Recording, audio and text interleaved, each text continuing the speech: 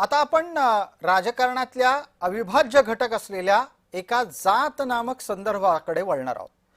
अजित पवारांचा उत्तराधिकारी नेमायचा असेल तर तो कोण याचं उत्तर शोधत असताना तो उत्तराधिकारी मराठाच असला पाहिजे असा राष्ट्रवादीच्या अंतर्गत वर्तुळातला सूर आहे। राष्ट्रीय स्तरावरील या पक्षाला नेतृत्व द्यायचं असेल तर मराठाच नेता हवा हा आग्रही सूर मांडला जातोय।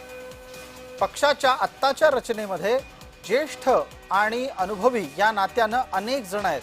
त्यातलं एक नाव छगन भुजबळ यांचे, जे यापूर्वी उपमुख्यमंत्री राहिलेले आहेत। मात्र त्यांच्या ऐवजी मराठा नेतृत्व निवडायचं असेल तर ते घरातलं द्यावं की पक्षातलं द्यावं हा मुद्दा चर्चेला येतोय।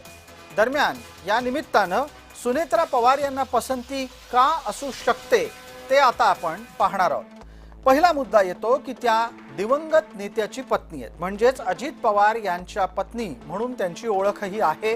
त्याच्याच बरोबर त्या सध्या राजकारणात सक्रिय आहेत, कारण राज्यसभेच्या त्या सदस्य आहेत। याच्याच आधीपासून त्या सामाजिक कार्याचा अनुभव बाळगतात। काटेवाडीला स्वच्छता पुरस्कार मिळाला तो सुनेत्रा पवारांमुळे हे अजित पवार वारंवार सांगायचे।